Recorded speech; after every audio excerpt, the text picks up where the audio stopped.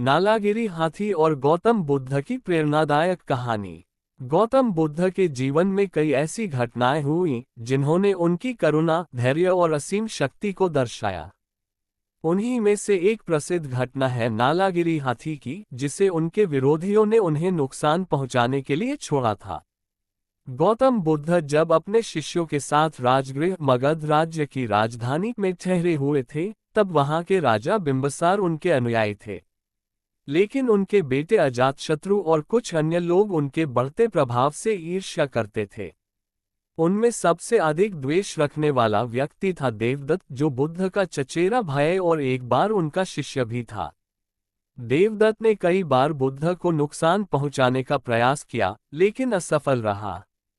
अंततः उसने बुद्ध को मारने के लिए एक भयंकर हाथी को उकसाने की योजना बनाई। राजगृह में एक विशाल और खूंखार हाथी था, जिसका नाम नालागिरी था।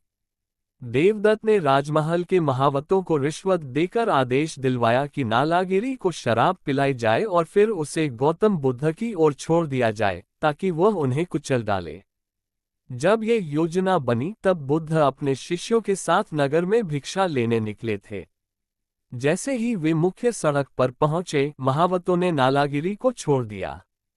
शराब के नशे में चूर नालागिरी क्रोधित होकर तेजी से दौड़ पड़ा।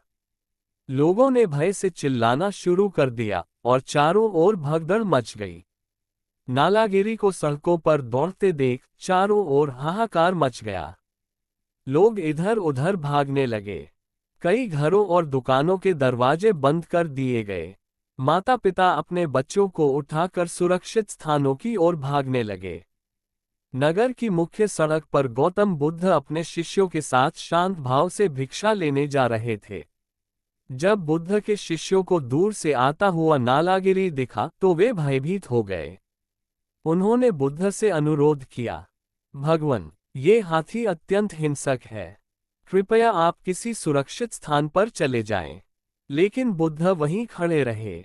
उनके चेहरे पर न तो कोई भय था, न कोई चिंता। नालागिरी तेजी से दौड़ता हुआ बुद्ध की ओर बढ़ा। उसकी विशालकाय आकृति, लाल आंखें और जोर जोर से चिंघाड़ने की आवाज से पूरा नगर भयभीत हो गया। लेकिन बुद्ध वहीं खड़े रहे, शांत, स्थिर, अचल।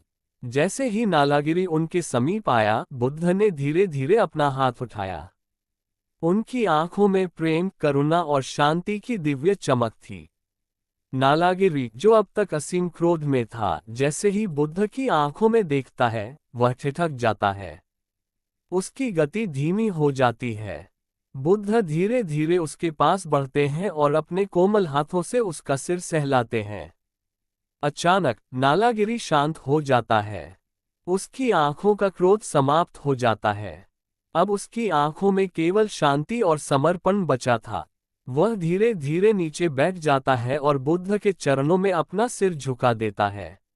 यह दृश्य देखकर पूरा नगर आश्चर्यचकित रह गया।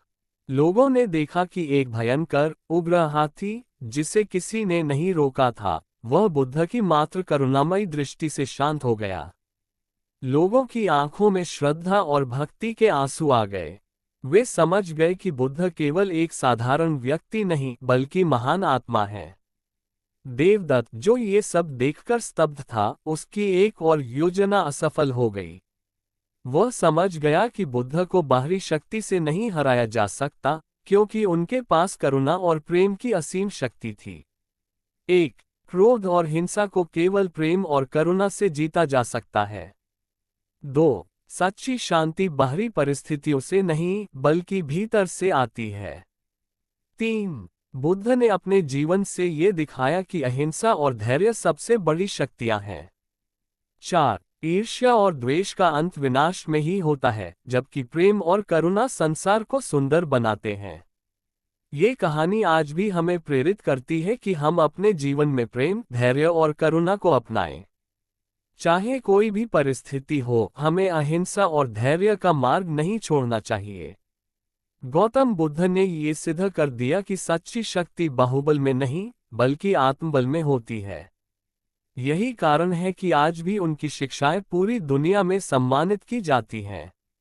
ये कहानी हमें सिखाती है कि 1, क्रोध और हिंसा को प्रेम और करुणा से जीता जा सकता है। 2. सच्चा धैर्य और आत्मबल सबसे बड़ी शक्ति होती है।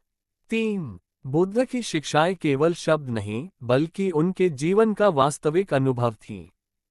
गौतम बुद्ध ने दुनिया को दिखाया कि प्रेम और दया से सबसे क्रूर प्राणी को भी शांत किया जा सकता है। यही कारण है कि उनकी शिक्षाएं आज भी प्रासंगिक हैं। धन्यवाद। नमो बुद्धाय।